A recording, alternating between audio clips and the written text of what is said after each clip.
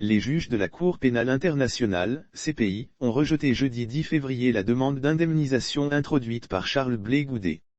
L'ancien chef des Jeunes Patriotes récemment acquitté des lourdes charges de crimes de guerre et de crimes contre l'humanité avait déposé en septembre dernier une demande d'indemnité compensatoire à la CPI pour poursuites et détentions injustifiées.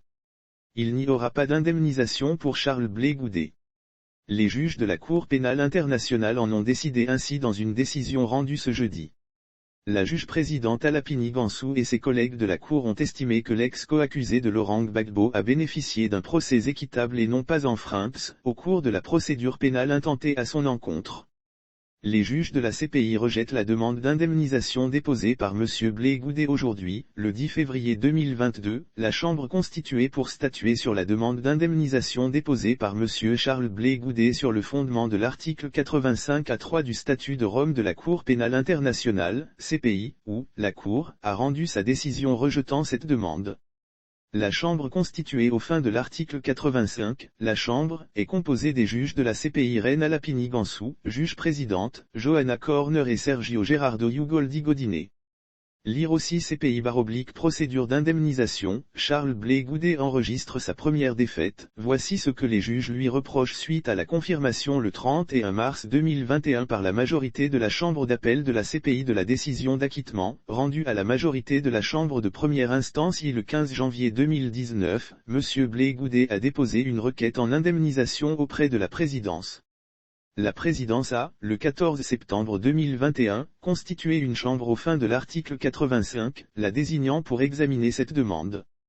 Outre les observations écrites, la Chambre a tenu une audience, le 16 décembre 2021, pour recevoir des observations supplémentaires.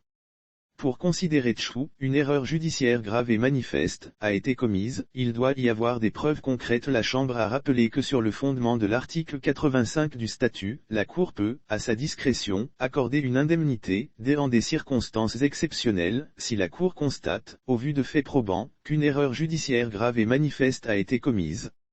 La Chambre a estimé que l'article 8.5.3 ne devrait pas être interprété comme ouvrant un droit à indemnisation dans toutes les affaires aboutissant à un acquittement et que des poursuites, qui ont failli, ne signifient pas nécessairement qu'elles étaient abusives, peu importe le temps passé par l'accusé en détention. Pour considérer Tchou, une erreur judiciaire grave et manifeste a été commise, il doit y avoir des preuves concrètes d'une violation si grave et exceptionnelle que la bonne administration de la justice en a été mise en cause.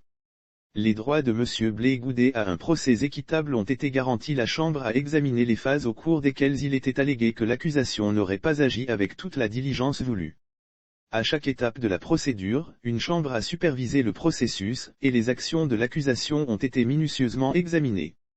Les droits de M. Blé Goudet à un procès équitable ont donc été garantis, et non pas enfreints, au cours de la procédure pénale intentée à son encontre. La Chambre a conclu que les actions de l'accusation ne sont pas constitutives de poursuites abusives et qu'il n'a pas été démontré qu'une autre forme d'erreur judiciaire grave et manifeste avait été commise. Par conséquent, la demande d'indemnisation de M. Blé Goudet a été rejetée.